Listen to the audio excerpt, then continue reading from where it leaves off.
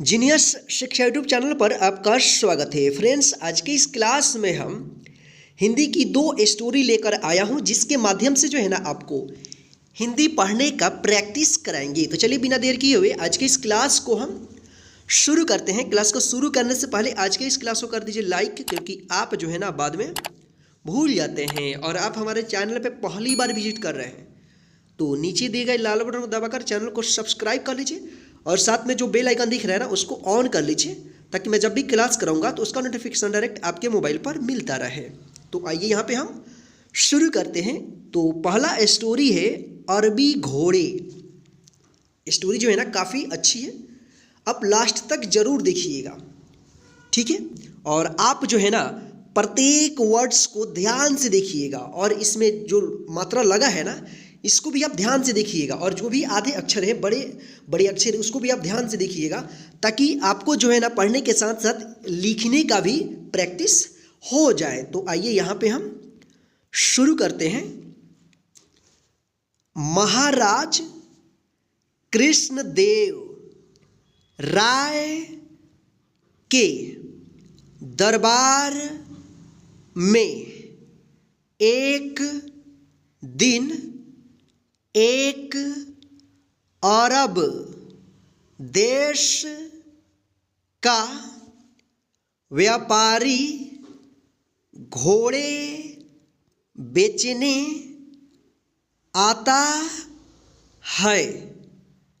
वह अपने घोड़ों का बखान कर के महाराज कृष्णदेव राय को सारे घोड़े खरीदने के लिए राजी कर लेता है तथा अपने घोड़े बेच जाता है। अब महाराज के घुड़साल में इतने अधिक घोड़े हो जाते हैं कि उन्हें रखने की जगह नहीं बचती। इसलिए महाराज के आदेश पर बहुत से घोड़ों को विजयनगर के आम नागरिकों और राजदरबार के कुछ लोगों को 3 महीने तक देखभाल के लिए दे दिया जाता है। हर एक देखभाल करने वाले को घोड़ों के पालन खर्च और प्रशिक्षण के लिए प्रति माह एक सोने का सिक्का दिया जाता है। विजयनगर के सभी नागरिकों की तरह चतुर तेनालीराम को भी एक घोड़ा दिया गया। तेनालीराम ने घोड़े को घर ले जा कर घर के पिछवाड़े एक छोटी सी घुड़साल बना कर बांध दिया और घुड़साल की नन्ही खिड़की से उसे हर रोज थोड़ी मात्रा में चारा खिलाने लगे। बाकी लोग भी महाराज कृष्णदेव राय की सौंपी गई जिम्मेदारी को निभाने लगे। महाराज नाराज ना हो जाए और उन पर क्रोधित हो कोई दंड ना दे दे, इस भय से सभी लोग अपना पेट काट काट कर भी घोड़े को उत्तम चारा खरीद कर खिलाने लगे। ऐसा करते करते 3 महीने बीत जाते हैं। तय दिन सारे नागरिक घोड़ों को ले कर महाराज कृष्णदेव राय के समक्ष इकट्ठा हो जाते हैं, पर तेनालीराम खाली हाथ आते हैं। राजगुरु तेनालीराम के घोड़ा ना लाने की वजह पूछते हैं। तेनालीराम उत्तर में कहते हैं कि घोड़ा काफ़ी बिगड़ैल और खतरनाक हो चुका है और वह खुद उस घोड़े के समीप नहीं जाना चाहते हैं। राजगुरु महाराज कृष्णदेव राय को कहते हैं कि तेनालीराम झूठ बोल रहे हैं। महाराज कृष्णदेव राय सच्चाई का पता लगाने के लिए और तेनालीराम के साथ राजगुरु को भेजते हैं। तेनालीराम के घर के पीछे बनी छोटी सी घुड़साल देख राजगुरु कहते हैं कि अरे मूर्ख मानव, तुम इस छोटी कुटिया को घुड़साल कहते हो। तेनालीराम बड़े विवेक से राजगुरु से कहते हैं कि क्षमा करे, मैं आप की तरह विद्वान नहीं हूँ। कृपया घोड़े को पहले खिड़की से झांक कर देख ले और उसके पश्चात ही घुड़साल के अंदर कदम रखें। राजगुरु जैसे ही खिड़की से अंदर झांकते हैं, घोड़ा लपक कर उनकी दाढ़ी पकड़ लेता है।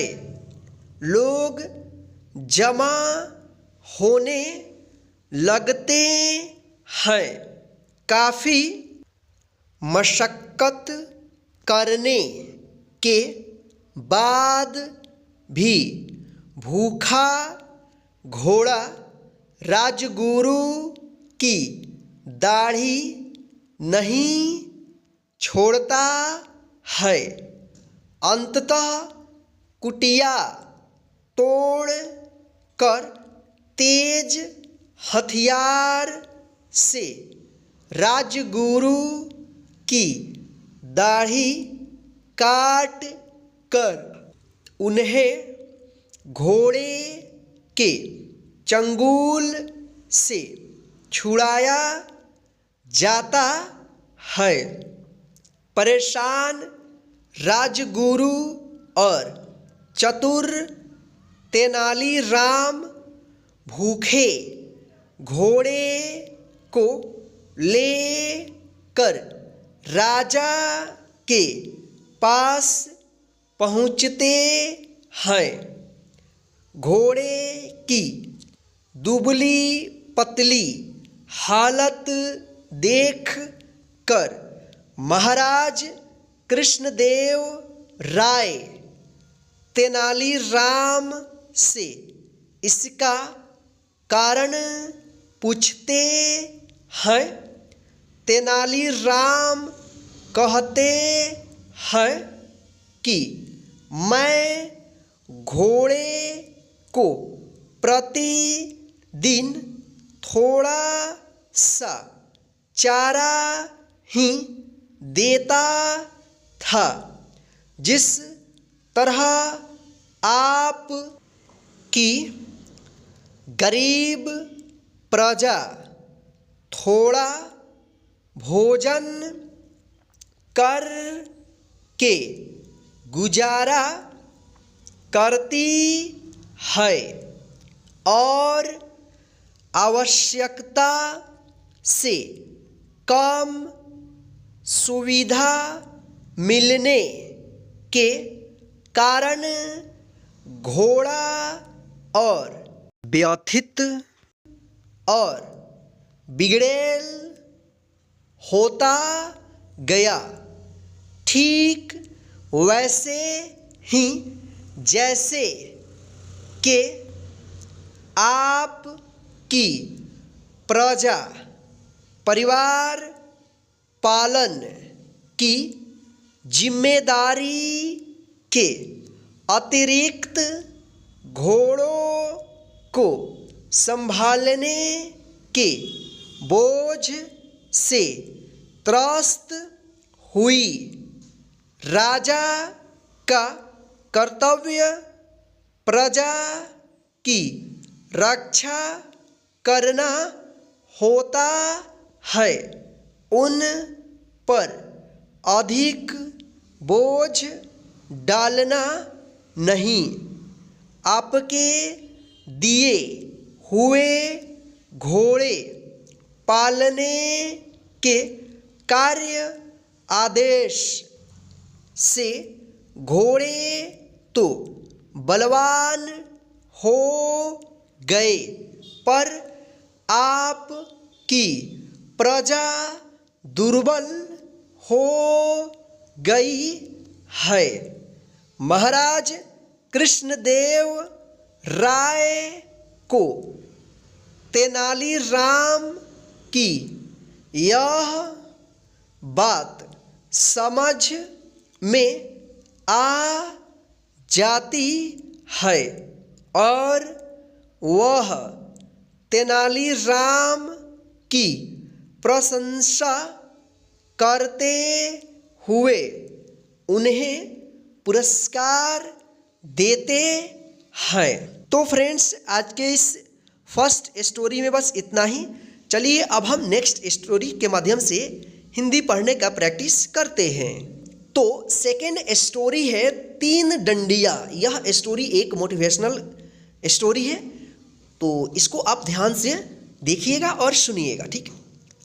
गंगा के तट पर एक संत अपने शिष्यों को शिक्षा दे रहे थे।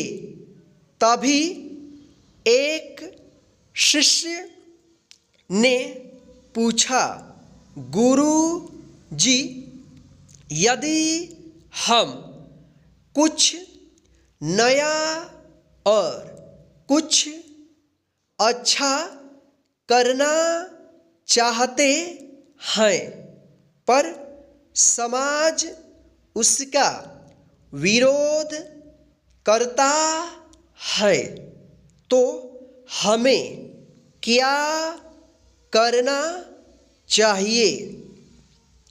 गुरु जी ने कुछ सोचा और बोले, इस प्रश्न का उत्तर मैं कल दूंगा।